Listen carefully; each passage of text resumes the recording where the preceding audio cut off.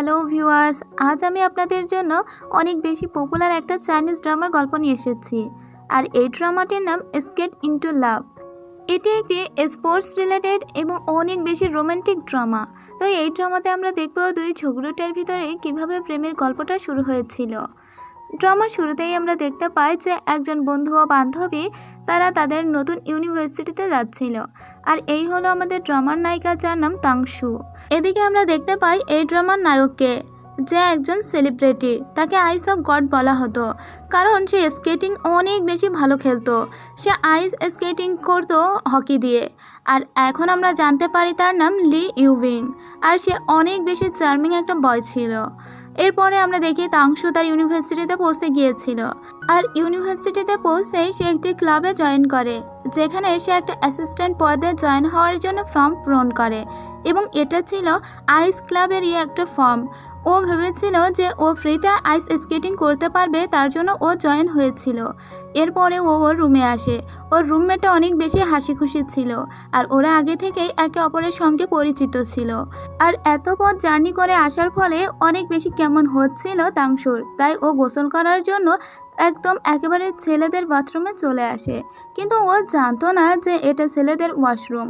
এখানে এসে ও যখন গোসল করে, ঠিক তখনই তার পাশের রুমে এসে দাঁড়ায় লিউবিং। তো লিউবিং বলে যে, ভাই তুমি তোমার শ্যাম্পুটাকে আমাকে একটু ধার দিতে পারবে? লিউবিং তো জানতো না যে ওর পাশে যে গোসল করছে সে আসলে মেয়ে। তো এখন তো তাংশু ফেসে যায়। সে কোনো রকমে তাকে শ্যাম্পুটা তো দিয়ে দেয়। শ্যাম্পু না নিয়েই ও ওখান থেকে এবার পালিয়ে চলে আসে। কিন্তু ওই এরিয়া পুরোটাই সিসিটিভি ফুটেজ দ্বারা নিয়ন্ত্রিত ছিল। ও কোনো রকমে পালিয়ে গিয়েছিল। এরপর লিউবিং দেখে যে যে মেয়েটা ওখানে গোসল করেছিল সেখানে তার আইডি কার্ড পড়েছিল। ও যখন দেখে এটা তাংশুরই আইডি কার্ড, তখন ওর চোখ তো বড় বড় হয়ে যায়। কিন্তু কেন এমন বড় বড় হয়ে গিয়েছিল তা আমরা কিছু পরে জানবো। এদিকে পরদিন সকালবেলায় আমরা দেখি যে তাংশুর আরেকটা রুমমেটের সঙ্গে ওর পরিচিত হয়। তার এই রুমমেটটা অনেক বেশি পড়াশোনা করত এবং তাদের দুজনেরও খুব ভালো ভাব হয়ে যায়। এরপরে তাংশু এবং ওর রুমমেট যখন বাইরে বের হয়ে এসেছিল, তখন তাংশুর ওই ছেলে বন্ধুটির সঙ্গে দেখা হয়েছে ওর রুমমেটের। তো এখন লুইয়ের তো ওর রুমমেটকে দেখে অনেক বেশি পছন্দ হয়ে যায়। এদিকে আমরা দেখি যে লিউবিং এর যে ম্যানেজার ছিল তার নাম ম্যানেজার মা।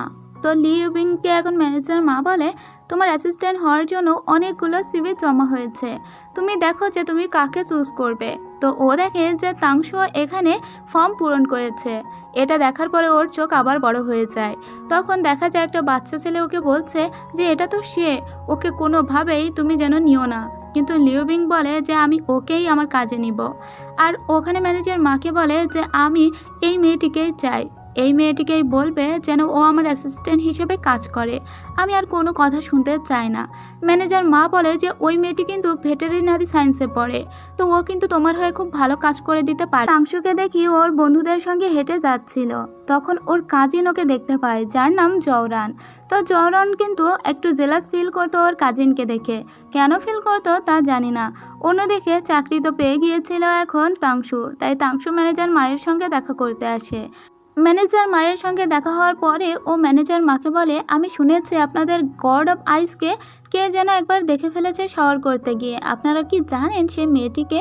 কিন্তু তখন ম্যানেজার মা বলে যে না, এই ব্যাপারে আর কিছু জানা যায়নি, কারণ সে স্পষ্টভাবে আমাদের আইস গডকে দেখতে পায়নি। আসলে ও নিশ্চিন্ত হচ্ছিল যে ওকে কেউ দেখে ফেলেছে কিনা। যাই হোক, এখনও সাইন করে দিয়েছিল। লিউবিং যখন জানতে পারে যে তাংশু কন্ট্রাক্টে সাইন করে দিয়েছে, তখন তো ও একটা পৈশাচিক হাসি দেয়। এবার লিউবিং এর সঙ্গে দেখা করতে এসেছিল তাংশু। যখন ও দেখা করতে এসেছিল, তখন আস্তে আস্তে ওর দিকে দাঁড়িয়ে পড়ে এবার লিউবিং। তাংশু ওকে দেখে ভাবে যে এই ছেলেটিকে আমি কোথায় যেন দেখেছি, একে দেখে তো খুবই পরিচিত মনে হচ্ছে, কিন্তু ও ঠিকঠাক মনে করতে পারছিল না। কিছুক্ষণ পরে ও চিনতে পারে এটা তো ওর বাচ্চাকালের বন্ধু। ও একই সঙ্গে প্রাইমারি স্কুলে ওর সঙ্গে পড়াশোনা করেছে।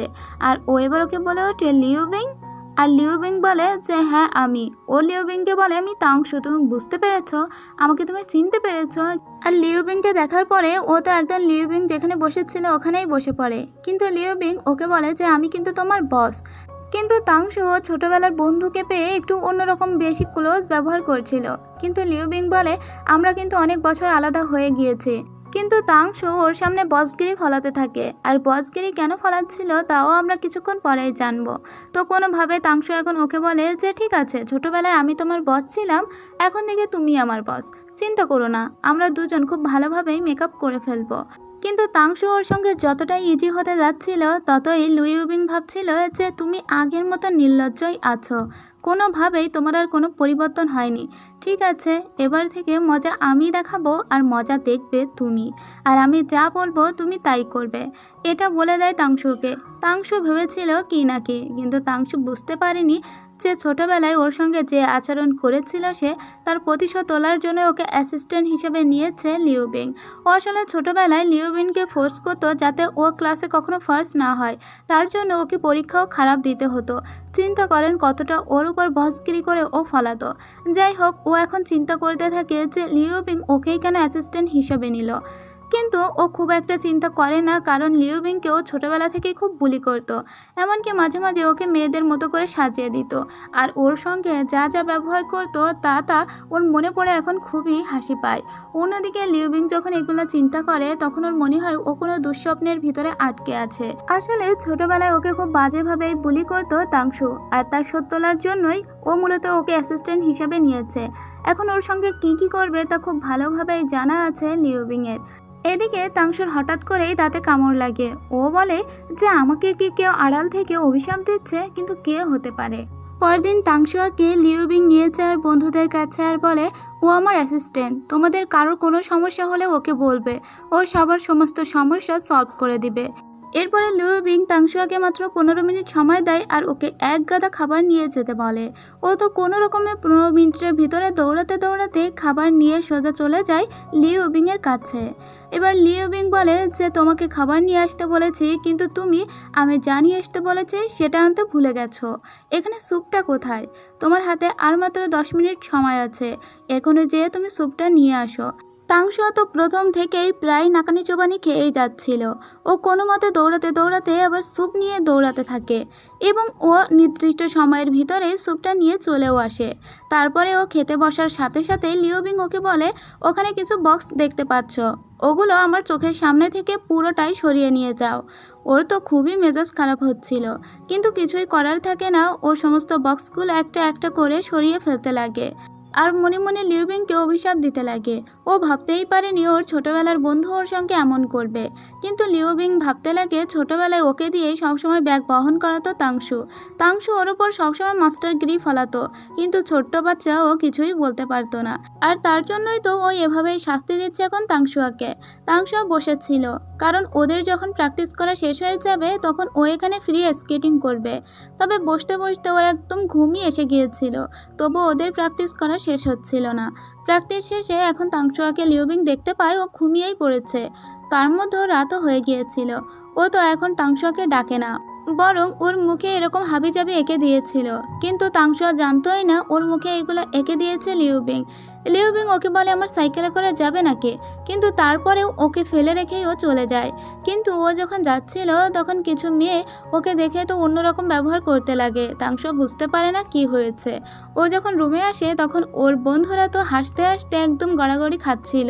ও এরপরে আয়নায় নিজের মুখ দেখে বুঝতে পারে যে এই কাজ লিউবিং করেছে। ও কুকুর লিউবিং বলে এমন জোরে চিৎকার দেয় মনে হচ্ছে সমস্ত ক্যাম্পাসই ওর চিৎকারে কেঁপে উঠেছিল। আর পরদিন যখন ও লিউবিংয়ের সঙ্গে দেখা করতে যায় ওর মাথায় জোরে এক ধাক্কা দেয়, কারণ ও গত রাতে ওর সঙ্গে যা করেছে তার জন্য। আর লিউবিংকে বলে যে এখনই আমাকে ফায়ার করো, আমি তোমার এখানে আর কাজ করতে চাই না। লিউবিং বলে ঠিক আছে, আমি তোমাকে ফায়ার করতে পারি, কিন্তু তুমি যদি 1 মাস আগেই কাজ ছেড়ে দাও তার জন্য তোমার আমাকে উল্টো পে করা লাগবে। তুমি যদি ওই টাকাগুলো আমাকে দিয়ে দাও তবে আমি তোমাকে ফায়ার করে দিব। মানে এখন তো ওই কন্ট্রাক্টের অজুহাত দিয়ে ওকে কাজের ভিতরে রাখতে চাইছিল লিউবিং। এবার ওর বন্ধুদের ডেকে নিয়ে আসে। তাংশু ওর বন্ধুদের এনে বলে যে তোরা এখানে পাহারা দিবি, আমি ভিতর থেকে যেয়ে ওই কন্ট্রাক্ট পেপারটা চুরি করে নিয়ে আসব। এবার ওর বন্ধুরা বাইরে দাঁড়িয়েছিল, ও ভিতরে যায়, কিন্তু ওর রুমমেট বলে যে পাশে আইস অফ গড খেলা করছে, চলো আমরা দুজনেই দেখতে যাই, এখানে এখন কেউ আসবে না।